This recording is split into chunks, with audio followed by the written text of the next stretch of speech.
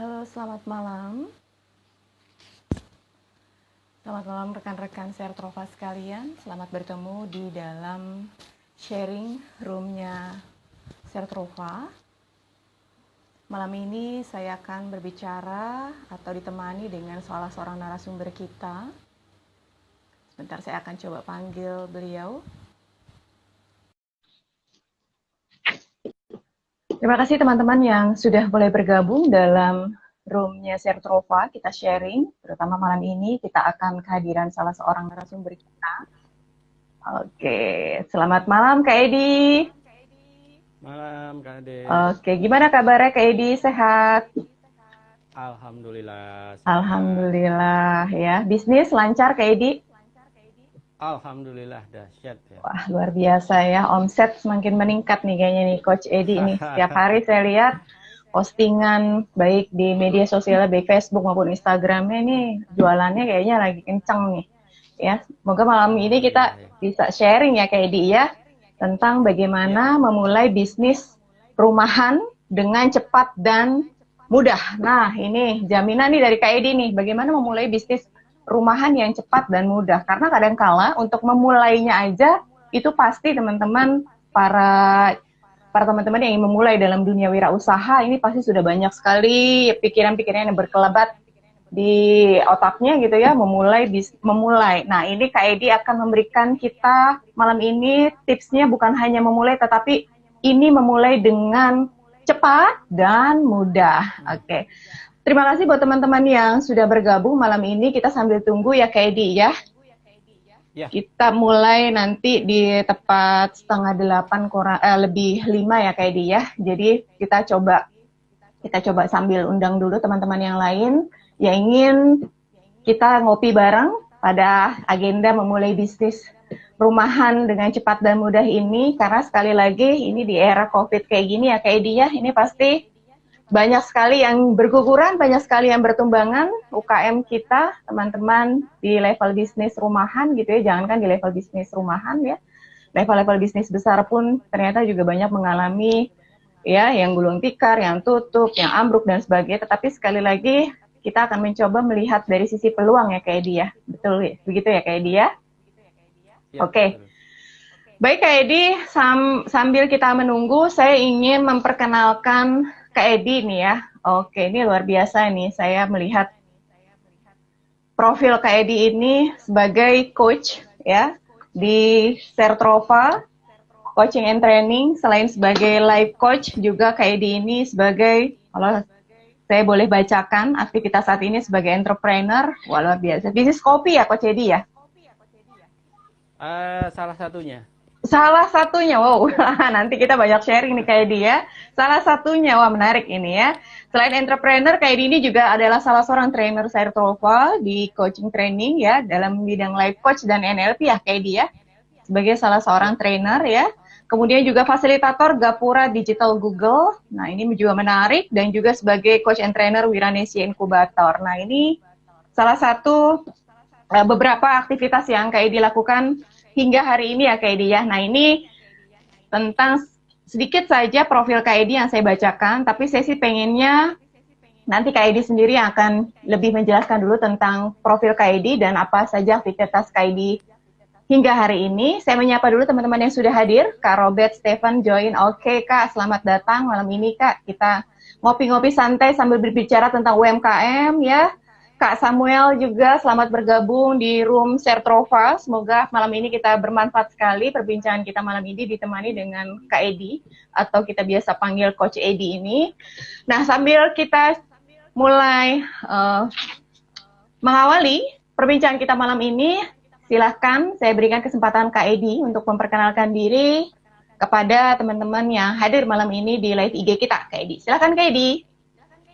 Oke, selamat malam rekan-rekan semua ya, yang alhamdulillah kesempatan sore ya, malam ini kita bisa ngobrol bareng ya. Sebenarnya ini kita diskusi aja apa yang saya kerjakan saat ini bersama tim. Saya Edi, biasa dipanggil Coach Edge. Nanti bisa mampir ke IG saya ya kalau untuk lebih tahu aktivitas saya. kebetulan saya salah satu trainer di Sertrova. Kemudian saya banyak terlibat di UMKM, kurang lebih hampir 2 tahun, jalan 3 tahun ini. Salah satunya saya terlibat di Pemprov DKI 2 tahun kemarin. Tahun ini baru mau mulai kemarin Maret, kita mulai ada pandemik jadi stop. Tapi masih jalan sebetulnya, hanya sekarang online aja gitu. Jadi pelatihannya mulai jalan dan tapi via online gitu. Sama dengan di Gapura Digital juga, di Google kita juga masih melakukan pelatihan tapi online. Saat ini kita menggunakan YouTube ya, via YouTube. Sama waktu awal kita pakai Google Meet ya. Artinya tetap berjalan, kita mendampingi teman-teman UMKM gitu. Dan di luar aktivitas saya mengajar, training yang saya berikan lebih banyak ke NLP sebetulnya yang saya lakukan. Kemudian ada live coaching ya Kak Edi ya. Kemudian ada digital marketing gitu. Digital marketing Kalau background juga, saya kebetulan saya orang retail dulu, toko ya. Saya pernah kerja di berapa ya? 5 perusahaan retail terbesar di Indonesia. Saya pernah belajar di sana, numpang belajar lah ya. Gitu. Saya tergabung di Asosiasi Masyarakat Retail Indonesia. Saya salah satu mentor di sana juga. Gitu. Keterlibatan saya lebih banyak memang berhubungan dengan pelaku usaha mikro kecil atau UMKM ya, sampai dengan saat ini Kak Adi gitu. Nah, selain di bisnis training dan pendampingan, saya juga kebetulan punya beberapa usaha yang saya kelola bersama tim. Salah satunya supply kopi ya, khusus untuk kopi Lampung. Dia buat teman-teman yang kopi Lampung nih butuh kopi. Iya, saya hanya menjual kopi Lampung karena kebetulan Lampung adalah salah satu produsen kopi robusta terbesar di Indonesia. Betul. Gitu. Dan Kak Edi juga asli Lampung ya? Ya, saya Lampung kebetulan. Putra daerah ya. Bawa kekuatan lokal kita ya Kak Edi ya. Kekuatan lokal Lampung, kopi robustanya ya. Menarik. Ini masih dalam bentuk biji kopi ya? Apa sudah digiling? Kalau kopi, saya kebetulan pegang salah satu brand lokal ya bersama teman saya dari 2009.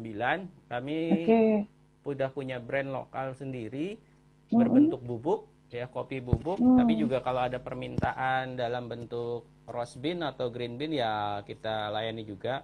Karena bersama teman-teman di sini pelaku usaha kopi, kami ada asosiasi juga. Ya, membantu para petani lah, petani-petani lokal supaya bisa meningkatkan value dari produknya sehingga bisa mensejahterakan petani juga, seperti itu. Kelebihan kopi Lampung apa Kak? Biasanya tiap kopi tiap daerah punya cita rasa yang berbeda, betul ya Kak Edi ya? Iya betul. Jadi karena kopi itu unik ya, dia setiap daerah punya cita rasa yang berbeda-beda, tergantung sekali dengan lingkungannya, dengan tanaman sekitarnya gitu, dengan ketinggian. Jadi banyak faktor yang mempengaruhi dari kualitas atau cita rasa dari kopi tersebut gitu. Kalau untuk kopi Lampung salah satu yang terkenal adalah ciri khasnya dia strong gitu ya. Rasanya kuat ya sekali kalau untuk jenis kopi robusta ya. Strong tapi asam nggak dia Kak Edi? Kalau robusta itu bukan yang asam. Yang asam itu Arabica. Arabica ya, yang asam ya. Iya. Di Lampung Arabica kita lagi mulai kembangkan, sudah beberapa petani yang mulai panen sebetulnya, cuma kapasitasnya memang masih terbatas. Dan Arabica Lampung agak unik, agak berbeda dengan Arabica yang mungkin terkenal Aceh atau Gayo ya, daerah lain ya, Gayo dan yang lain gitu. Tapi memang cenderung kita produksinya lebih besar ke Robusta sih gitu. Menarik ini kalau udah bicara tentang bisnis kopi ya Kak Edi ya. Walaupun ini hanya salah satu dari bisnisnya Kak Edi nih, luar biasa ini ya. Itu berarti bergabung dengan teman-teman itu udah bisnis kopi ini sudah sejak 2009 ya Kak Edi ya? Hingga saat ini ya? Kalau brand yang saya pegang kebetulan itu dari 2009. Kalau saya baru sekitar 3 tahun lah, dari 2016 atau 2017 gitu. 2017-an saya Karena dulu kan masih kerja sebagai karyawan, ya. Oke, Jadi nyambi-nyambi belum ya. belum terjun ke bisnis. Ya, jadi Betul. 2017 saya mulai masuk ke dunia usaha ketika saya mau resign, kemudian saya bergabung memulai usaha ya salah satunya dengan produk kopi ya. Sebelumnya ada beberapa usaha yang saya coba ketika saya masih kerja. Saya mulai belajar usaha sebelum memutuskan untuk resign gitu ya. Dan ya saya merasakan di kopi saya mendapatkan sesuatu yang berbeda sehingga akhirnya ya itu yang salah satu menunjang usaha saya gitu. Oke. Kalau saat ini sih sebetulnya saya lebih banyak di digital, saya main di produk secara digital, marketing Iya. secara digital, ya, bantu teman-teman juga sih produknya UMKM gitu. Nanti saya bahas lebih detailnya di lebih lanjut gitu ya. Oke, iya. Luar biasa ini ya. Karena bicara tentang kopi itu selalu menarik Kak Edi. Karena saya juga termasuk penikmat kopi nih, apalagi untuk kopi-kopi yang kekuatan lokal daerah gitu ya, yang menikmatinya tuh kalau kadang-kadang orang masih perlu gula untuk menikmati. Kalau saya jujur minum kopi kalau pakai gula rasanya bukan minum kopi, jadi kayak minum sirup kayak ini betul ya. Ya Oke. tergantung selera lah ya. Kalau kita penjual kopi, saya sih bukan bukan pencinta kopi banget bukan, tapi saya lebih ke penjual kali ya. Ya, Jadi kalau yang penting Anda beli kopi saya gitu aja. ya terserah ya.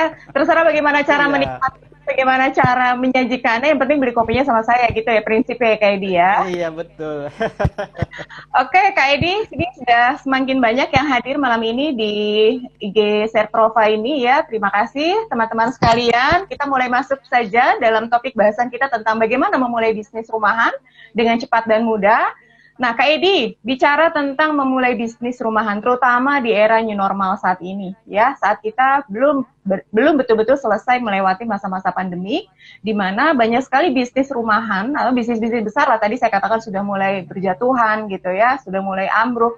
Tetapi kita sebagai calon yang memang pengen memiliki bisnis rumahan ini kan jangan sampai nanti akhirnya malah ketakutan sendiri gitu ya. Padahal sebenarnya kalau kita bisa melihat peluang untuk bagaimana membangun bisnis ini, apalagi nanti tadi Kak disampaikan bahwa banyak sekali peluang-peluang yang bisa kita tangkap. Oke, kita bicara dulu tentang situasi dari teman-teman UMKM, bisnis UMKM teman-teman saat ini.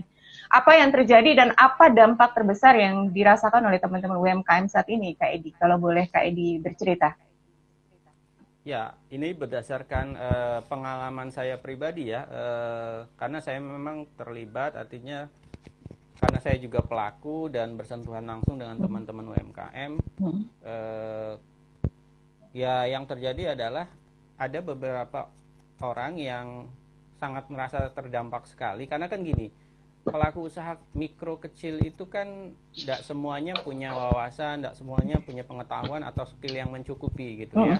Yep. Artinya ketika kondisi krisis seperti saat ini, ada yang apa ya bahasanya gagap lah ya gitu, artinya kaget dengan kondisi seperti ini sehingga ada beberapa yang saya temuin usahanya berhenti total ya, ndak punya pekerjaan gitu, mencoba untuk bangkit tapi ndak ketemu jalan, akhirnya ya sudah banting setir lah apalah gitu, yang penting bisa makan gitu. Nah itu yang kondisi yang menyedihkan gitu ya, dan itu saya temui karena salah satunya adalah dulu ada binaan saya juga.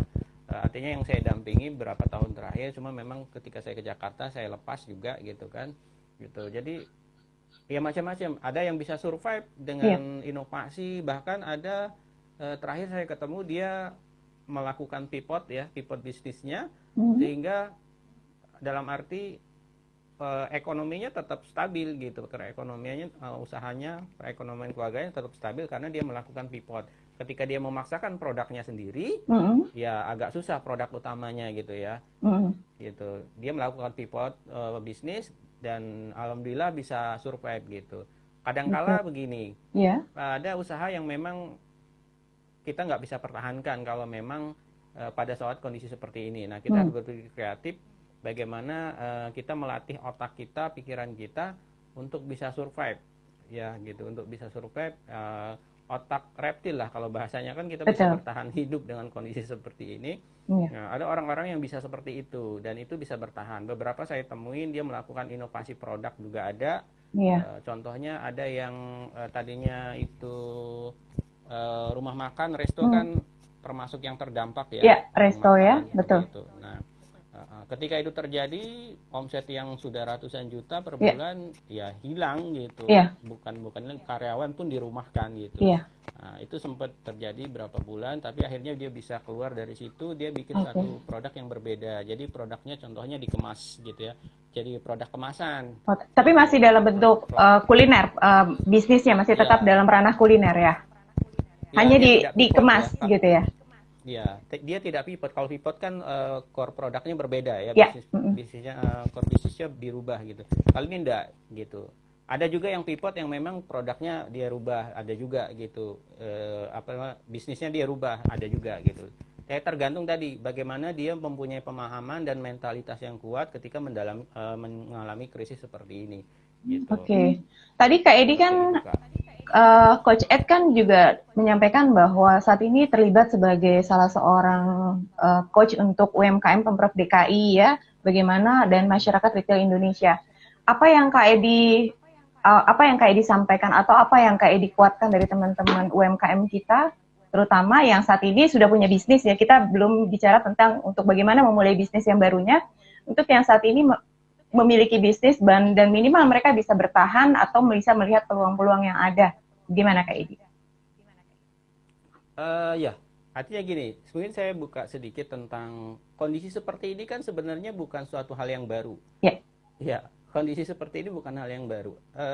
Beberapa tahun yang lalu, ketika saya baru waktu itu malah masih kerja ya, saya masih jadi karyawan, saya ikut seminar. Ini sudah sering keluar. Kita mungkin sering mendengar namanya istilah VUCA, gitu Ya. ya. Istilah VUCA, volatile, unpredictable, complexity, dan ambiguity. Itulah kondisi yang terjadi pada saat ini sebetulnya, Ya. gitu. Nah, bagaimana menghadapinya? Banyak sekali pakar-pakar yang sudah membahas hal itu, gitu.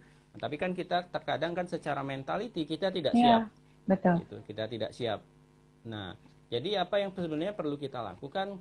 So, ada dua hal pokok yang saya sampaikan kepada teman-teman pelaku usaha, khususnya yang mikro, karena saya lebih banyak berhubungan dengan usaha mikro kecil. Kita harus punya flexibility yang tinggi. Dalam arti begini, setiap orang itu akan mengalami yang namanya perubahan kalau dia mengalami sesuatu yang tidak umum, ya kan? Gitu. Dia akan apa bahasanya? Terstimulus untuk melakukan sesuatu yang berbeda, tinggal bagaimana melatihnya. Itu yang disebut dengan flexibility. Ya, artinya kita fleksibel dengan kondisi, jangan saklek gitu ya. Nah, terkadang kan pelaku usaha mikro kecil ini kan gini, saya punya usaha seperti ini. Nah, ketika ada kendala di usahanya nggak bisa, saya cuma bisa begini doang gitu. Contoh, kalau berhubungan dengan digital, nggak bisa Pak, saya jualan pakai Android, megangnya aja susah. Gitu. Ya, itu dan kemudian akhirnya nggak memilih untuk menggunakan itu ya kayak dia. Iya, padahal saya temuin beberapa rekan-rekan saya yang umurnya maaf ngomong nih udah 60 ke atas, baru belajar lagi, belajar YouTube, bahkan belajar YouTube, belajar TikTok, belajar apa gitu. Karena dia memang sudah terbiasa secara mentalnya itu untuk menghadapi kondisi seperti ini gitu. Nah, ini yang fleksibilitasnya harus diasah sebenarnya, harus diasah gitu. Yang kedua adalah setelah kita punya flexibility tinggi, ini juga sebenarnya sudah dibahas berapa tahun yang lalu. Kita ada konsep agility gitu ya. Agility itu adalah kita bertindak cepat dan tepat. So kalau situasi ini kan kompleks, tidak bisa diprediksi, super ruwet kalau dibilangnya super ruwet gitu kan. Nah, tapi kalau saya menghadapinya itu jangan dilawan dengan yang kompleks lagi, malah mumet. Jangan nggak ada jalan keluar nanti kayak dia. Iya gitu. Nah, yang saya sarankan adalah agility, bersikap menanamkan pola pikir dan tindak yang agility, yaitu salah satunya so simple aja, lakukan sesuatu yang sederhana yang bisa kita lakukan, gitu kan? Lakukan dengan cepat, dengan perhitungan yang tepat, tidak perlu terlalu matang gitu, karena nanti akan kita sempurnakan sambil jalan. Gitu. Kalau ada ide, kerjain sedikit-sedikit, lihat hasilnya, evaluasi, perbaiki, kerjakan lagi, ulangi lagi, terus begitu gitu. Itu konsep agility. Nah, kondisi seperti ini yang perlu kita terapkan pada kondisi seperti ini gitu. Oke, jadi Ini kalau ada kalau teman saya nih bergabung ini Kak Ade. Ini salah boleh satu kita pemain sapa-sapa dulu dari nih Kak Edi ya. eh, Boleh disapa ini temennya Cak Kak Arif Edi. ini Cak Arif ini salah satu rekan saya yang agility lah ya, orangnya sangat Wow, punya flexibility ini ya. pelaku usaha Sempat UMKM ya usaha Kak Edi ya. kemarin, Hmm, ya sempat usaha kemarin bareng saya juga saya support, oke, gagal. oke, Terus sekarang buka lagi usaha baru gitu kan. oke. Ya ajar aja gitu Iya, ya, ajar aja klik gitu. ini ya Kak Edi ya. Ya, dan Ini ya sahabat alhamdulillah Kak yang Edi ya. sekarang udah bisa berjalan gitu ya gitu. Oke, Ya, berarti tadi kalau konsep dari agility itu adalah bagaimana ketika punya ide, take action, dan kemudian evaluasi apa yang kurang, lakukan lagi begitu berulang-ulang ya kayak dia. Intinya seperti itu ya. Saya jadi teringat ya saya punya betul. salah seorang teman yang juga pengusaha yang mentalnya juga ya tadi yang kayak dibilang fleksibilitasnya itu harus kuat gitu. Jadi dia memang punya mental karet gitu kayak dia. Dalam kondisi Ya apapun dia betul. kayak karet aja gitu ya. Jadi selalu selalu bisa ngikutin, selalu melenturkan badannya ya, tubuhnya ya, gimana caranya dia bisa mengikuti setiap situasi dan kondisi yang memang menuntut dia untuk lentur selentur-lenturnya gitu ya kayak dia. Oke, Kak Edi, Ya, kita kembali ke topik ya, Kak Edi, tentang bagaimana memulainya bisnis rumahan ini. Artinya bahwa di tengah suasana new normal seperti ini, peluang apa yang menurut Kak Edi bisa dilakukan oleh teman-teman yang ingin memulai bisnis rumahan? Kan bisnis rumahan ini cukup banyak ya, Kak Edi ya. Kira-kira peluang-peluang apa yang menarik dan itu juga realistis untuk bisa dilakukan oleh teman-teman yang ingin memulai usaha bisnis rumahan? ya. Dalam kondisi seperti ini kan kita melihat ada perubahan ya, banyak perubahan. Nah, ada tiga hal yang saya catat. Yang pertama adalah tatanan ya, perubahan tatanan. Artinya banyak kebijakan-kebijakan yang berubah, Ya, banyak peraturan-peraturan yang berubah. Nah, ini yang pertama. Yang kedua adalah banyak adanya perubahan habit ya, perubahan habit. Jadi orang cenderung lebih di rumah, lebih banyak hmm. di rumah ya. Hmm. Agak berhati-hati ketika keluar rumah Ya, gitu ya. Ini perubahan ya, perubahan secara habit. Kemudian ada yang ketiga yaitu perubahan pola pikir. hmm. Nah, ini yang agak berbahaya adalah masalah perubahan pola pikir. Kenapa? Orang jadi tadi karena kondisi yang ruwet, rumit, Hmm. ya. Jadi rasanya itu selalu was-was, nggak yakin, ragu. Nah, itu yang sering terjadi sekarang. Itu yang Hmm. terjadi sekarang gitu. Hmm. Mau melakukan ini takut salah, melakukan ini bener nggak ya, melakukan ini eh, jangan-jangan saya salah langkah gitu kan. Gitu. Betul. Karena apa? Karena kondisi secara ekonomi pun kita lagi sulit gitu kan. Sehingga dia takut untuk melangkah. Nah, ini pola pikir juga harus dibenahi. Makanya saya Ya. bilang tadi konsepnya yang Hmm. dipakai adalah agility. Nah, berkaitan dengan kegiatan di rumah, kita ambil aja contohnya gini. Orang banyak di rumah, berarti kita bisa melihat apa sih yang dibutuhkan orang yang ada di rumah, Ya. gitu ya. Aktivitas apa? Ini saya ambil contoh ya, ambil Ya. contoh. Jadi aktivitas apa yang dilakukan orang di rumah dan apa yang mereka butuhkan, Ya. gitu. Itu contoh. Contoh kemarin saya kan bermain di produk digital, saya bermain di marketplace. Hmm. Contoh saat ini yang lagi hype adalah orang suka bersepeda ya. Ya. Oh, Orang suka booming banget. bersepeda. Semua toko sepeda itu kosong Booming kayak banget. dia. Iya, Ya. iya. Nah, kalau saya melihat peluang, oh ini ada peluang. Artinya Hmm. orang butuh sepeda dan peralatannya. Ya Hmm. udah Hmm. saya main di produk sepeda karena saya core bisnis saya adalah perdagangan ya. Ya. Core bisnis saya adalah perdagangan. Jadi saya cari produk yang lagi hype dan booming. 1 bulan kemarin penjualan aksesoris sepeda luar biasa Ya. gitu. Karena ada perubahan habit. Ya, kita Ya. bisa melihat peluang itu gitu. Nah, itu yang bisa salah satu contoh. Kemudian ada juga produk yang hype juga, contohnya kayak hidroponik. Hidroponik kan kemarin Ya, lumayan betul ini ya, kayak di. karena orang di rumah gitu kan. Hmm. Ada juga yang menarik itu ikan hias ya, orang Ya. jualan cupang gitu ya. Ya. Ini Ya terbentuk gitu. habit-habit baru ya dan terbentuk hobi-hobi baru akhirnya ya kayak dia dalam situasi Iya, betul. pandemik seperti ini. Hmm. Ya itu bisa kita manfaatkan sebagai peluang, sebuah peluang bisnis gitu ya, peluang bisnis. Jadi Hmm. kan secara garis besar kita ada beberapa jenis usaha ya yang bisa Ya. kita lakukan. Yang pertama adalah sebagai produsen. Ya, Oke. teman-teman yang kalau di apa namanya? Kita nyebutnya IKM lah ya, Ya. industri kecil menengah ya, Ya. industri kecil menengah. Artinya dia memproduksi sesuatu. Nah, Ya. kalau teman-teman punya keahlian untuk memproduksi sesuatu, buatlah sebuah produk yang berhubungan erat dengan aktivitas orang di rumah, ya, atau kebutuhan orang yang ada di rumah.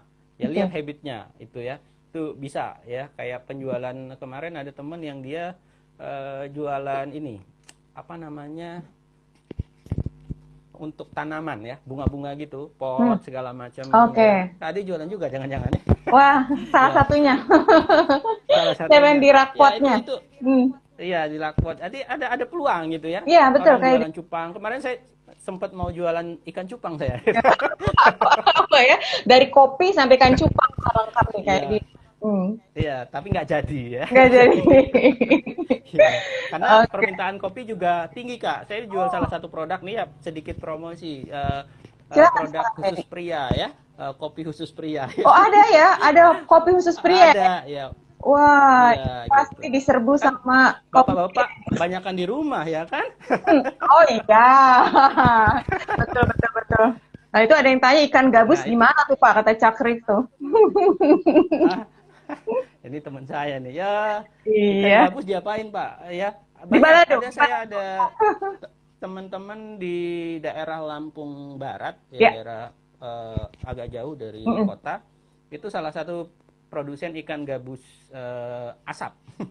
Dan itu Oke. penjualannya naik juga. Ya penjualannya lumayan gitu. Di Lampung juga salah satu ini apa penghasil ikan gabus di sana di Lampung. Bukan yang terbesar, tapi Bukan. ada apa namanya yang pelaku usahanya ada di sini ada gitu. Ya. Oke, saya pernah ke Lampung, Kak Edi. Wah, tahun Nah ya. 2015 juga dalam kegiatan IKM juga dari Kementerian Perindustrian. Cuma kita beda ini nih, beda core-nya. Kalau saya lebih banyak di fashion, di konveksi, bagaimana memproduksi pakaian jadi ya. Tapi minimal sama-sama di UKM ya, Kak Edi ya. Nantilah saya Ya, kapan-kapan lagi lah, pengen juga lihat lihat bisnis Kak Edi di sana, kopi penghasil. Berarti dari petani langsung di sana ya, Kak Edi ya. ya, saya dari petani sama ada prosesor ya. Kita ada Hmm. kan ada beberapa level, beberapa titik usaha yang kalau di kopi itu sebenarnya banyak spotnya, spot usahanya banyak ya. Kalau ngomongin tekstil, saya juga kebetulan kemarin baru deal dengan salah satu produsen tekstil di Lampung, Kak. Dia, nah ini yang menarik. Jadi dia punya 25 karyawan tadinya, Ya. kemudian pandemik sisa 3 gitu. Oh, dari berapa tadi Kak Edi? 25. Dari 25 sekarang tersisa. Tapi minimal masih ada yang tersisa ya kayak dia. Coba kalau habis semua Masih. gitu ya. Ya, makanya Ya, kemarin sempat kita ngobrol, akhirnya oke, kita deal, saya bantu support dia untuk coba bangkit lagi. Saya lebih pegang ke di marketingnya ya. Saya memang lebih ke digital ya, digital marketingnya gitu. Saya pegang di digital marketingnya yang bulan ini kita mulai coba bergerak gitu ya. Karena saya sayang sekali alatnya ada, hmm, sumber dayanya ada gitu kan. iya, Marketnya aja yang memang ya berpengaruh berapa bulan ini kan hmm, turun kan gitu. iya Seperti betul. itu. Tapi menarik sih. Saya nggak ngerti bahan lah ya. Saya bingung juga Iya, kemarin. iya memang memang saat ini teman-teman UMKM ini memang lagi butuh banyak pendampingan ya kayak dia karena memang sekali lagi mereka terdampak berat ya dalam pandemik seperti ini ya kayak dia. Baik, Kak Edi, kita Ya. kembali lagi ke tema tentang memulai. Nah, sekarang kalau tadi kita sudah melihat banyak peluang yang bisa kita lihat dari perubahan ya, baik itu tatanan, habit, maupun pola pikir dari teman-teman masyarakat kita, karena kita memasuki era COVID-19 ini, maka kira-kira untuk memulai sebuah bisnis ya dalam situasi seperti ini ya, bagaimana sih cara mengawali bisnis yang Kak Aide janjikan nih cepat dan mudah. Wah, ini tawaran menarik nih kayak dibuat teman-teman yang memang pasti ingin segera memulai usahanya karena memang sekali lagi kita tidak bisa diam, kita harus melakukan sesuatu gitu ya. Segala sesuatunya harus kita cari-cari sehingga akhirnya nanti bisa menjadi sebuah ladang bisnis buat kita. Silakan Kak Edi. Oke, ya, saya betul.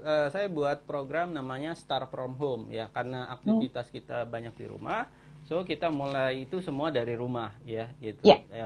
Ini saya buat baru Agustus ini, karena saya kemarin kan sempat survei ke Hmm. beberapa teman-teman Hmm. pelaku usaha yang terdampak. Saya lihat gini, pertimbangan saya satu, beberapa pertama adalah pelaku usaha yang terdampak ya, Ya. entah itu usahanya tutup atau omsetnya menurun gitu ya.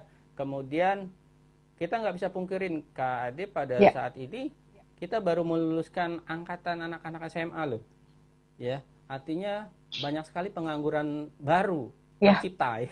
iya, Iya, iya betul, yang betul. baru-baru lulus mau kemana? Sementara Hmm, lapangan kerja kan nggak ada, yang ada iya. dipecatin ya. Hmm, Banyak hmm, kan hmm, sekarang kan pengurangan gitu. hmm, Nah, hmm. inilah saya buat namanya Start From Home. Jadi teman-teman atau orang-orang yang memang pengen punya income sebenarnya. Iya, Saya tidak bicara tentang bisnis, tentang usaha, tapi saya bicara tentang income. Bagaimana menghasilkan income, gitu ya. Di program saya itu bagaimana iya, menghasilkan income dari rumah, gitu. iya. Tidak perlu banyak aktivitas keluar, ya. Boleh Oke. keluar tapi tidak terlalu banyak, karena kan Hmm, anjuran dari pemerintah seperti itu. iya, Dan saya balik lagi, saya tadi yang pertama adalah jenis usaha adalah sebagai produsen, ya. iya, Yang kedua adalah sebagai penjual atau pedagang. iya, Ya, secara garis besar ada dua ini. Nah, iya. di saya yang saya program Start From Home ini, teman-teman saya ajak untuk menjadi pedagang. Hmm, Kenapa? Saya tidak bicara tentang jadi pengusaha, enggak, gitu iya, ya. Ada beberapa perbedaan di kelasnya saya bahas, iya, gitu betul. ya. Pada saat ini, teman-teman yang paling utama adalah adanya income dulu, Iya, ya.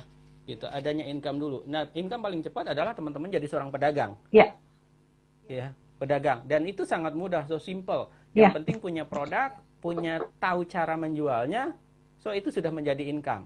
Nah, iya, kalau kita lihat media saat ini, karena kita tidak bisa bertemu secara langsung, iya, media yang kita pakai adalah online, iya, digital, betul. ya kan? Ya, modalnya hanya kuota aja, Iya, daripada dibuang dengan update status yang nggak iya, jelas, ya betul ya, nonton nonton YouTube nonton yang nggak Korea berkehabisan, gitu ya Kak ya, buka-buka Instagram drakor nggak ya, penting. Nah ini kan lebih baik iya. buat jualan ya kayak dia. Hmm, Iya, karena kenaikan saya rasakan sendiri dari hmm. bulan Maret ya, awal pandemik sampai dengan sekarang, kenaikan penjualan di bisnis saya tuh luar biasa di Malah digital meningkat gitu. justru ya kayak dia. Meningkat, ya. Wah, alhamdulillah berkah berkah. Hmm, Menurut data kementerian pun meningkat, hmm. marketplace itu meningkat luar biasa. Saya Ya, punya data. hmm. Eh, April ya, kalau nggak salah April atau Mei, data Ya, terakhir yang saya pegang, itu ada sekitar 200 juta kunjungan per bulan di tiga marketplace terbesar di Indonesia. hmm. Ya, bayangkan ada 200 juta kunjungan ke marketplace, ke toko online di Hmm. tiga marketplace terbesar. Saya nggak masukin 10 besar ya, Ya, yang tiga besar aja. Itu ada hmm. 200 juta lebih loh. Oke. Gitu. Artinya kalau kita ngomongin berjualan, berdagang gitu ya, Hmm. ada potensi pembelian atau calon pembeli di situ. Iya, Gitu. betul. Disebutnya traffic, kalau orang-orang digital disebutnya traffic. Ya, Hmm. traffic adalah kunci ketika kita mau mendapatkan uang, Iya, betul. gitu ya. Bagaimana? Nah, tinggal setelah kita punya traffic, bagaimana mengkonversi traffic itu menjadi uang? Iya, Ya kan seperti itu. Contoh kalau kita secara offline, kalau ada bazar, ada misalnya ada event festival gitu ya, iya, festival musik, itu kan ramai pedagang iya, ngumpul gitu ya, betul. pinggir-pinggir. Kenapa? Karena ada traffic, ada keramaian. Nah sekarang kan nggak ada festival, nggak ada Hmm. pameran, nggak ada apa gitu ya. Gimana kita bisa mendapatkan traffic? Ya, jawabannya adalah di online. Iya, Karena kalau dulu 8 jam per hari orang habiskan waktu di gadget, sekarang bisa lebih dari 8 jam, bisa iya. 12, bisa 24 jam bahkan ya, 24 jam Iya, betul. menghadap di handphone gitu. Ya, karena memang aktivitas Artinya mereka di rumah ya kayak dia. banyak di rumah gitu. Nah, itu artinya potensi pembeli, trafficnya tinggi. Jadi trafficnya yang offline kita pindahkan ke online. Sama saja sebetulnya, karena manusia juga tetap punya kebutuhan, mau krisis mau apa dia tetap punya kebutuhan yang harus dipenuhi Iya, gitu. Tinggal kita pintar melihat tren kebutuhan yang tadi yang saya sebutkan, ada 3 habit yang berubah iya, dari 3 hal yang berubah, salah satunya habit, ya iya. kan? Ketika ada perubahan habit, ada perubahan kebutuhan, ya kita tinggal bisa penuhin aja gitu. Nah, program yang Oke. saya buat ini adalah Mm-mm. program training, ya, training dan mentoring. Jadi ada pelatihan Mm-mm. secara online tentunya, eh, Mm-mm. dan ada mentoring atau pendampingan selama 1 bulan. Jadi 30 Oke. hari. Karena gini Kak, Iya. yang saya temui adalah mungkin Kak Adi kan dengan kementerian ya, Mm-mm. perindustrian, Mm-mm. sering melakukan pelatihan Iya, betul. Dalam bentuk gitu. pelatihan biasanya saya. Mm-mm. Dalam bentuk pelatihan, Mm. dampaknya adalah saya sendiri sering ikut pelatihan Mm-mm. kementerian dan dinas, Mm-mm. dan memberikan pelatihan juga. Mm-mm. Berapa persen sih yang benar-benar bisa terbantu dari program itu? Iya. Ada, cuman nggak terlalu banyak. Nggak terlalu banyak. Saya, iya, Betul. saya Itu bicara fakta, jujur ya, itu karena fakta saya betul. mengalami ya. Iya, betul. Iya, Nah, Kalau hanya berhenti kan sampai training ya kayak dia, kalau hanya berhenti sampai iya, training ya, oke. sampai training gitu. Jadi Hmm. yang masih kurang di kita adalah pendampingan sebetulnya Betul, betul itu pendampingan. gitu. Makanya saya buat program itu Mm-mm. pendampingan, training plus pendampingan. Kenapa? Karena saya berharap eh, teman-teman yang ikut di program ini, ikut pelatihan saya, kemudian saya dampingi, ada kendala, bisa diskusi, bisa mentoring, bisa sharing dengan teman-teman yang lain. Ya, Saya juga menyediakan narasumber dari luar. Salah ya. satunya saya kerjasama dengan marketplace terbesar di Indonesia juga Mm-mm. untuk bantu program saya, Mm-mm. untuk ngajar di situ juga. Jadi kalau Ya, ada masalah bisa langsung didampingi. Karena orang tadi kan itu salah satu kelemahan dari pelaku usaha yang baru ya, mulai adalah masalah di komitmen sebetulnya ya. ya, Kadang panas di betul. awal, habis itu adem gitu Oh kan. iya, betul Gitu. ya. Awalnya doang nih greget gitu ya. Setelah itu kayaknya wah, Iya. udah mulai kurang lagi nih stamina-nya nih hanya karena melihat banyak tantangan yang harus dihadapin ya kayak dia. Seperti itu ya. Iya, karena mentalnya kita perlu kan gini, kalau mindset itu kan pola pikir itu adalah sebelum terjadi, ya kan? Sebelum Ya, terjadi. Tapi kalau mental itu dia harus alami berkali-kali baru ya terbentuk. betul, betul. Sehingga terbentuklah pengalaman Nah, yang dia miliki ya kayak dia. iya, sehingga mentalnya kuat. Nah, sekarang Hmm. kalau orang yang baru terjun ke bisnis, baru terjun Ya. ke dunia usaha, dia belum pernah Hmm. ngalamin. Hmm. Jadi kaget gitu kan. Nah, Shock gitu disitulah kita ya. butuh pendampingan sebetulnya gitu. Betul, Kita perlu betul. pendampingan untuk menjaga mental dia, membentuk mental dia. Kalau hanya lewat training saja, ketika dia ada tumbukan bahasanya itu ya, benturan dari kendala di dalam bisnisnya, dan dia pertama kali mengalami itu, tidak ada tempat curhat, tidak ada tempat berdiskusi, sharing, ya dia pasti mengalami apa ya, ngedown lah ya, lagi Ya, ngedown gitu, lagi betul. jadi nggak semangat gitu, karena tadi mentalnya belum terbentuk. Beda dengan pengusaha yang sudah lama, kan Hmm. sudah sering mengalami kejadian-kejadian, penolakan, kegagalan, jadi dia terbiasa. Iya, Gitu. betul. Makanya di program ini saya sebetulnya lebih banyak khususkan untuk pelaku-pelaku usaha pemula. Tapi kalau yang sudah usaha lama juga boleh sih sebetulnya. Oke. Gitu. Karena Berarti saya untuk lebih mm, ya, lebih banyak ke digital ya Kak. Jadi kalau yang mau belajar digital monggo oke. ya gitu. Berarti lebih pada bagaimana bagaimana mendampingi mereka untuk pengembangan digitalnya kayak dia. Oke, tadi menarik nih kayak Salah dia satunya. tentang start from home gitu ya, bagaimana memberikan training, tidak hanya training dan mentoring. Karena memang betul tadi yang kayak dibilang bahwa di lapangan adalah ketika UMKM ini ya, atau IKM ini kita berikan pelatihan-pelatihan, kita menyebutnya kalau di Kementerian Perindustrian dengan bimbingan teknis Ya, untuk BIMTEK. teman-teman, ya BIMTEK untuk teman-teman di berbagai bidang atau kelompok-kelompok. Contohnya kalau saya di konveksi, saya juga biasanya suka berbarengan juga mengajar.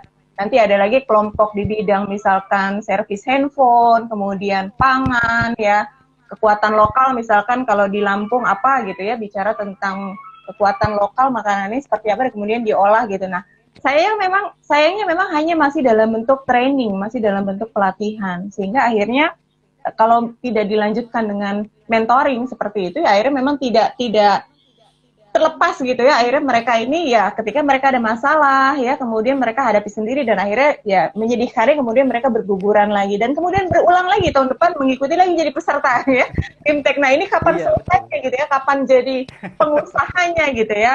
Betul betul. Iya. Tadi Kaidi juga menarik ya, tadi Kaidi sampaikan tentang yuk mereka minimal belumlah dibentuk dulu jadi pengusaha tapi dibentuk dulu jadi mental pedagang begitu ya Kaidi ya, supaya ketika mereka Iya. berhasil menjual, mereka punya rasa percaya diri ya kayak dia. Oh ternyata menjual itu tidak tidak tidak sesulit yang mereka bayangkan, dan kepercayaan diri bahwa mereka berhasil menjual itu nanti lama kelamaan mungkin kita bisa arahkan lagi untuk menjadi mental seorang pengusaha ya kayak dia. Oke. Iya. Coba kita lihat dulu nih Kak Edi, barangkali ada teman-teman yang ingin bertanya. Wah ini banyak sekali yang hadir Kak Edi. Ada temannya Kak Edi, silahkan boleh disapa-sapa juga Kak Edi. Ini banyak Iya. fansnya coach kita nih, ahli digital marketing. Ya, jadi mungkin saya tambahkan ke Ya, Ade. silakan Kak Jadi Edi. memang kenapa saya pilih platform digital tadi, karena Ya, memang kita tidak bisa offline ya, mengurangi social distancing. Jadi ya, pembatasan untuk ketemu langsung. dan ada traffic di digital yang luar biasa. Sebenarnya digital ini sederhana sih Kak, ya. Sebenarnya sederhana, cuma memang kita penggunaannya itu yang kita belum paham aja gitu. Yeah. Sebetulnya sederhana aja gitu. Jadi di digital itu kita bisa memanfaatkan berbagai macam platform gitu ya, mulai dari sosial media, marketplace gitu ya, Facebook, Instagram, atau menggunakan Google ya. Google juga banyak platform yang bisa kita pakai gitu. Jadi sebetulnya sangat simpel. So, semua orang punya Facebook, semua orang punya Instagram, semua orang punya WhatsApp. Kenapa itu tidak dijadikan mesin pencetak uang? Iya. Ya kan? Betul. Mesin pencetak uang. Saya sampaikan tadi, gini, ada orang yang bisa produksi, ada orang yang bisa dagang. Gitu. Saya cenderung memilih menjadi pedagang, ya, bukan sebagai industri. Kenapa? Betul. Keahlian saya di situ. Background saya dulu di retail, ya 8 tahun saya di retail. Memang kerjaannya jualan gitu ya. Nah, buat teman-teman yang paling gampang adalah ketika teman-teman memang kalau saat ini sih untuk menciptakan suatu produk tidak semua mampu. Paling gampang adalah menjual produknya. Kenapa? Karena itu sangat gampang, teman-teman. Cukup share di Facebook, share di WA, ya kan? Nanti belajar caranya, gimana cara yang baik menawarkan, berpromosi, itu sudah bisa menghasilkan uang gitu. Contoh di kopi ya, di kopi. Saya punya kopi. Saya jual harganya tuh sekitar 30.000 lah ya. Gitu. 30.000 itu atau harga ukuran apa? Satu bungkus. Berat? Oke, jadi kalau kopi saya tuh ada 9 varian. Beda-beda beratnya, Kak. Ada banyak varian. Ada yang 100 gram, ada yang 200 gram gitu. Variasi antara 100 hingga 200 gram. Iya, kalau yang kopi stamina itu 100 gram. Itu ini di 30 sampai 35 ya. Saya khawatir selepas sharing kita nih banyak sekali nih yang kirim di MKID ya untuk kopi stamina ini ya, luar biasa ini KID ini ya.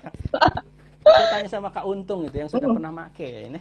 Oh, Kak Untung sudah gitu tuh ngasih jempol tuh. Oh, ini salah satu customer KID ya. Oke. Ya, jadi kalau kita 30.000 menciptakan produk tadi, misalnya gini, kita harga eceran 30.000, dari saya 25.000, artinya ada keuntungan 5.000, ya kan? Nah, teman-teman boleh stok, boleh promosi aja, yang kirim kita, itu boleh, namanya dropshipping. Betul, dropshipping. Namanya dropshipping, gitu. Berarti mereka tanpa modal ya? Mereka tanpa modal. Tanpa modal, ya. Tapi teman-teman harus mengikat perjanjian dulu dengan saya ya. Mengikat perjanjian dulu artinya memang ada kesepakatan harga berdua dengan teman-teman dropship atau reseller untuk harga jual dan harga reseller atau harga dropshipnya gitu. Kenapa saya tawarkan konsep? Saya di program ini menawarkan salah satunya konsep dropship dan reseller. Kenapa? Saya punya banyak rekanan reseller, produsen yang kesulitan menjual. Salah satunya UKM. Bisa bikin keripik, bisa bikin kopi yang enak, tapi nggak bisa jualan. Iya, betul. Gitu. Ya. Nah, mereka harus ketemu ya, antara yang menghasilkan dengan mereka yang jago jualan harus dipertemukan nih kayak dia. Betul. Ya, betul. Itu program ini salah satunya itu, Kak. Saya mempertemukan pelaku industrinya, produsennya. Saya ketemukan orang-orang yang nggak bisa produksi tapi mau belajar dagang. Ya, saya ajarin ilmu dagangnya, produsennya saya siapkan. Jadi sebenarnya produknya banyak sekali. Saya punya produk ratusan kok. Tinggal pakai aja. Cara jualannya bisa gitu kan. Saya ajarin juga selama 30 hari. Saya dampingi. Kalau ada kendala silakan chatting 24 jam. Ya selama saya nggak tidur ya. Ya, gitu. Luar biasa ini. Gitu. Pelayanannya luar biasa 24 jam. Iya, jadi program ini juga nggak mahal karena bukan buat profitable banget nggak gitu. Karena saya berharap dengan program ini teman-teman yang tadinya penghasilannya berkurang atau hilang bisa dapat jalan baru dari apa yang saya buat ini gitu ya. Dan alhamdulillah sih kita baru jalan berapa hari sudah mulai ada progres dari teman-teman gitu kan. Juga banyak produsen yang mau bekerja sama juga sekarang gitu kan, karena memang kita juga butuh orang-orang yang menjualkan produk-produk teman-teman UMKM kan. Banyak kan juga teman-teman IKM kita itu terjebak ke produksinya gitu, keterbatasan di produksinya, sehingga mereka untuk menjualnya itu sudah wawasannya masih agak kurang gitu Kak Ade gitu. Sehingga dengan bergabungnya teman-teman di program ini, ya kita membantu teman-teman UKM juga sebetulnya gitu, menjualkan produk mereka. Oke. Gitu. Ini program yang start from home ini ya tadi ya Kak Edi ya? Iya, Iya, gitu. oke. Ini kalau saya boleh tahu ini sudah berjalan berapa lama tadi Kak Edi programnya? Saya baru mulai Agustus, Kak. Gitu, Mulai per Agustus ini ya. Iya, saya Berapa kemarin orang yang terlibat yang ikut dalam eh, mentoring ini? program ini saya batasin, Kak, Hmm. hanya maksimal 10 orang Oh, ini eksklusif satu ini Kak Edi angkatan. ya. Eksklusif banget ini ya. Karena saya ini, Kak, apa namanya? Kan saya kontrol tiap hari. Kalau kalau kebanyakan saya nggak bisa ngontrolnya lagi ya Ya, sama tim betul, betul. gitu. Ya, Gitu. ini luar Sebelumnya biasa. saya sempat bikin program juga untuk mengenalkan produk-produk UMKM yang bersifat free. Saya bikinin website marketplace lah bahasanya, toko online-nya. Saya bantu teman-teman, saya pasarkan. Ada di website yang saya buat, teman-teman juga bisa langsung ke supplier, nggak mesti lewat saya juga, bisa langsung ke UKM-nya juga bisa gitu. Oke. Saya bikin di bulan Maret kalau nggak salah, waktu itu saya bikin juga. Sekarang alhamdulillah ada beberapa yang sudah terbantu dari itu yang saya bikin, udah ada bisa dapat penjualan juga dari situ gitu. Oke. Dan nggak perlu lewat saya lagi, saya hanya menyediakan fasilitas aja, Betul. belinya langsung ke produsen. Menjembatani mereka gitu ya Kak Edi ya.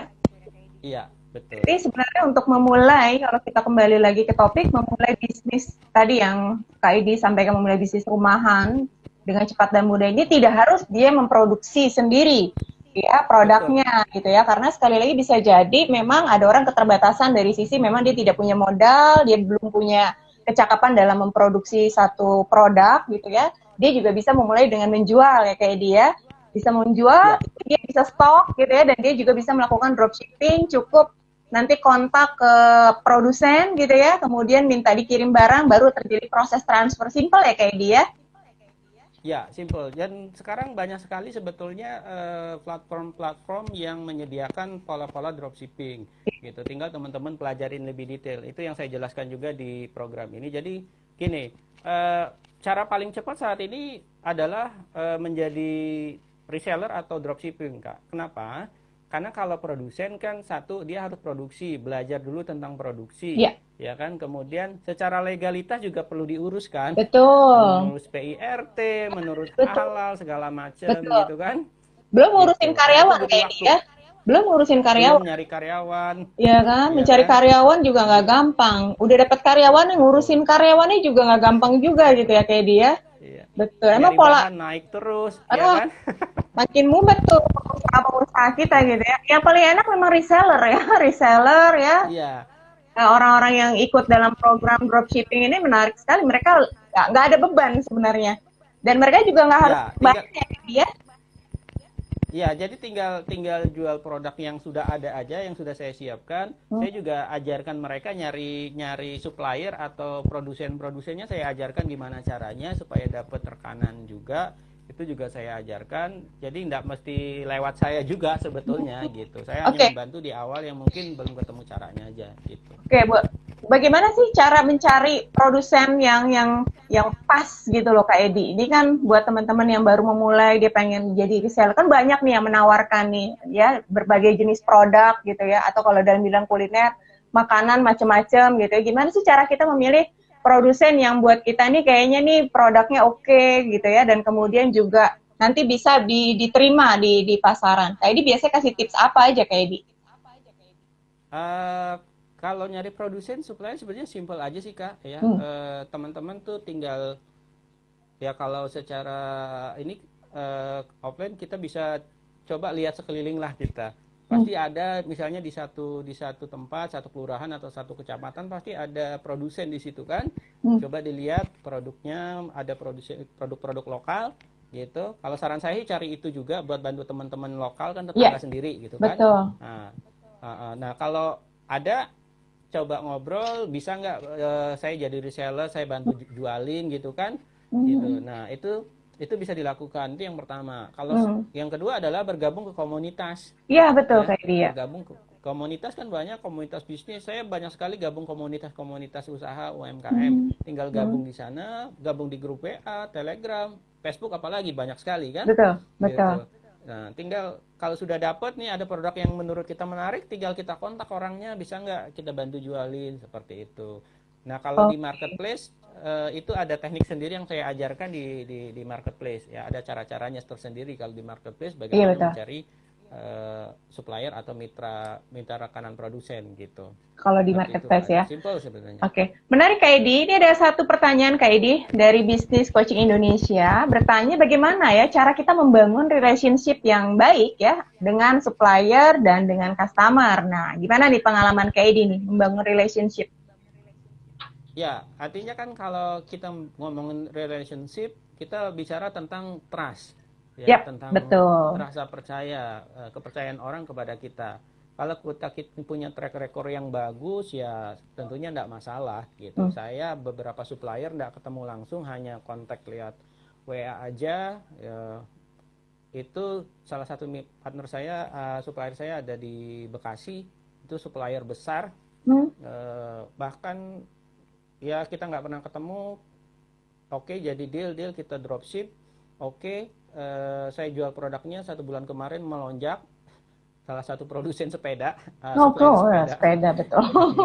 Ya, eh, dan yang menarik di Ya, pembayaran sampai sekarang, pembayaran kalau beberapa usaha kan maunya dibayar di awal gitu ya ya. betul, betul. Ya, Karena kalau menutup yang ini menutup unik, peluang-peluang ini, peluang-peluang mereka juga khawatir ya tidak terjadi pembayaran ya kayak perputaran dia. cashnya mereka, Betul, ya betul. perputaran. Nah, Kalau ini kalau yang gimana ini kayak? berbeda. Saya beberapa supplier saya itu dibayarnya kapan-kapan. Oh gitu ya. Kalau Ya, sudah beberapa laku baru bayar. Atau iya, jangan-jangan bahkan pas kayak diinget baru bayar. Karena dibayar ya betul. kapan-kapan. Ya. Ini saking Ada, trustnya artinya ya. gini. Oke. Ya, ada orang yang seperti itu gitu ya. Hmm. Sampai sekarang bahkan yang ada satu supplier saya itu sudah 1 bulan lebih dia nggak nagih gitu ya. Udah saya minta Loh. tagihan nggak dikasih-kasih gitu kan. Ini Gitu. saya Nah, yakin artinya kayak ini karena ya tadi ya karena trust aja sih, orang percaya dengan kita, ngelihat track recordnya kita, oh ya orang akan percaya gitu. Ya makanya jadilah orang baik lah ya. iya, jadi orang baik gitu ya. Justru kita yang dicari ya, kita yang suruh ngejualin produk mereka gitu ya. Saya yakin Kak Edi menggunakan teknik-teknik NLP karena Kak Edi kan coach NLP ini ya.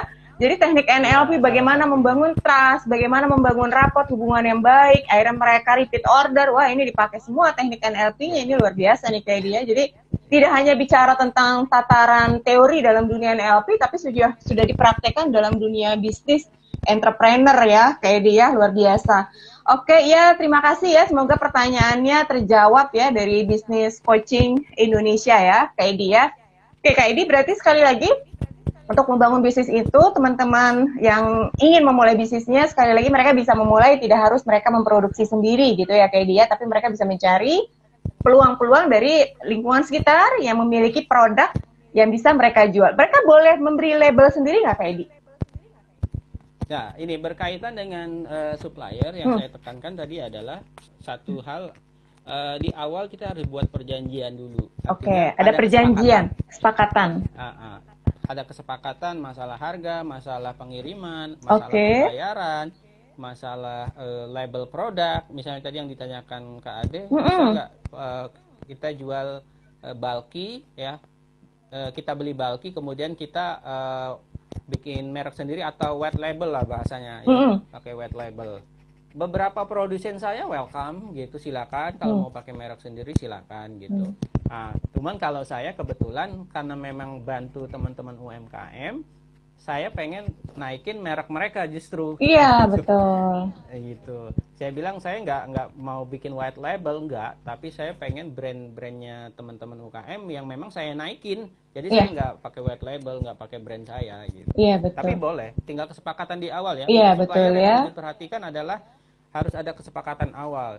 Karena Iya, banyak juga yang ingkar. Saya pernah Inka. ngalamin. Tricky ya, tricky. Terus di Iya, labelnya tricky. dicopot, diganti dengan label yang baru gitu kayak dia. Ya, itu masih mending ya. Itu masih Ada, oh mending. dia lebih Ada yang parah. dia jual produknya dia. Ada Gimana? yang dia jual produknya dia sendiri. Hmm? Iya, dengan Gimana? dengan Gimana kayak dia? ya, jadi ada pernah saya mengalami Hmm? mitra saya menjual produk saya, tetapi ketika ada orderan yang dikirim produknya dia. Oh, dengan produk yang sama? Dengan merek berbeda, tetapi jenisnya sama. Iya, maksudnya jenisnya sama. Oh, begitu. Iya. Wah, ini memang kesepakatan benar tadi yang kayak dibilang ya. Ketika kita ya akad lah istilahnya akad ya, segala sesuatunya kalau akadnya jelas ya, ini akan saling Iya. menjaga hubungan antar kita dengan partner kita gitu ya. Jangan sampai nanti terjadi hal yang tidak diinginkan ya kayak dia. Oke, kayak di satu Iya, pertanyaan betul. terakhir nih kayak dia sebelum nanti kita tutup karena sudah sekitar 7 menit lagi kayak dia. Dari Kak Boleh. Untung, nah ini dari customer Kak Edi ya. Oke, customer Kak Edi nih. Sebentar Kak Edi. Untuk langkah awal, apakah kita survei, sebentar Kak Edi ya. Bentar. Untuk langkah awal, apakah kita survei market dulu untuk observasi atau kita langsung menjual produk dulu tanpa kita observasi market dulu. Nah, kalau Kak Edi biasanya apa yang dilakukan Kak Edi? Gini, kalau saya biasanya kalau kalau untuk produk, memang saya ajarkan kalau teman-teman yang mau dagang, dia mau dagang ceritanya ya. Ya, Mereka riset pasar dulu, riset market dulu. Di program saya ajarin bagaimana cara meriset. ya. Ya, saya ajarin mereka bagaimana cara meriset. Meriset Mm-mm. usaha dan meriset produk ya, terutama Ya, produk. Bagusnya meriset produk kalau sebagai pedagang adalah karena kan kita bukan pemilik produk, bukan betul. pemilik brand. Mm-mm. Mm-mm. Kalau kita jual produk yang tidak laku juga, ya kita buang-buang waktu juga ya. Iya, betul. Ya Iya. gitu. Kita kan pilih-pilih produk mana yang Tapi kira-kira akan booming ya kayak dia. Hmm. kita riset dulu yang laku, yang contohnya gini. Kalau kita bicara tentang perputaran uang ya, income yang cepat datang, Ya. ya, income yang cepat datang. Jadi kalau saya untuk produk yang memang saya butuh uang cepat, saya riset dulu produk yang laku, yang mana kayak contoh tadi lagi hype sepeda segala Hmm. macam. Hmm. eh, saya ambil itu karena memang lagi laku. Udah saya Ya. riset itu laku, ya kita naikin. Hmm. Tetapi karena saya memang bantu support UMKM, kalau UMKM punya produk saya nggak pilih, ya udah saya bantu aja, saya bantu jualin. Tapi Hmm. mungkin secara marketnya memang agak sulit karena memang lagi apa namanya, lagi nggak hype ya kayak sepeda atau segala macam sekarang gitu. Jadi Hmm. memang untung di awal saran saya kalau sebagai pedagang riset dulu produk yang lagi laku gitu ya, sebagai pedagang, sebagai dropship atau sebagai reseller, sehingga kita Hmm. bisa eh, mendapatkan income dengan cepat gitu. Iya, betul. Kalaupun terkadang kita sudah punya produk kayak Hmm. IKM, Hmm. eh, kan nggak bisa ganti produk karena Hmm. produknya itu. Iya. So yang dilakukan adalah dia riset strateginya apa, ya. Dia belajar strateginya apa. Contoh Iya. tadi kalau tadi riset produk, ini Hmm. bahasanya apa ya? Eh, Riset market ya. Artinya Iya. riset market tuh gini. Pasar ya kayak. Eh, Pasarnya saya, Hmm. produknya saya Hmm. paling kenceng di mana? Hmm. Gitu. Bisa aja dia kencengnya di Instagram, Hmm. kalau saya ngomongin digital, Hmm. tapi nggak kenceng di marketplace. Hmm. Gitu. Ada yang kenceng di marketplace, tapi Hmm. nggak kenceng di Facebook. Hmm. Nah, memilih media media digital yang pas, nah itu kita perlu lakukan kalau kita udah punya produk. Gitu. Kayak saya di Facebook. Facebook tuh luar biasa sebenarnya, Hmm. ya, luar biasa. Facebook bisa. Contoh saya jual kopi ya, Hmm. kopi kopi stamina itu Hmm. di marketplace lumayan kenceng, di Facebook lumayan ya, tapi kalau di WA saya nggak terlalu banyak main, banyak yang jual juga. Hmm. Gitu. Nah, artinya saya sudah melihat bahwa saya berjualannya happy-nya di marketplace, ya udah saya kencengin di situ gitu. Oke, Jadi memang menarik perlu ini ya. riset, Kak. Betul, memang Mulai kalau dari yang riset produk itu ataupun riset market data, tadi ya. riset market. Ya, terutama Mm-mm. riset market kita ya. Kak Edi balik, Kak Ya. Edi waktu kita sudah tinggal 2 menit terakhir. Saya pengen Kak Edi bisa menyampaikan apa yang menjadi sesuatu poin penting yang harus dimiliki oleh teman-teman yang ingin memulai bisnis usaha ya, bisnis rumahan ya dengan cepat dan mudah ini, terutama di era new normal ini Kak Edi. Silakan di 2 menit terakhir Kak Edi. Oke, jadi untuk memulai bisnis dari rumah, tinggal yang paling gampang adalah, saya bilang lagi, yang saya sampaikan tadi, bersikaplah fleksibel dan agility. Jadi berpikir secara simple, bertindak secara cepat dan tepat. ya. Itu poinnya ya. Yang berikutnya adalah perhatikan di sekelilingnya, peka ya, peka. Jadi ngelihat peluang itu jangan ketakutan, Ya, jangan mindsetnya harus dirubah. Jadi oh ini bisa aja jadi peluang gitu, dicoba dulu gitu, dicoba oke. dulu. Selama itu tidak mengeluarkan biaya yang besar, so nggak masalah toh. Oke. Seperti Waktu itu. habis, Kak Dan Edi. manfaat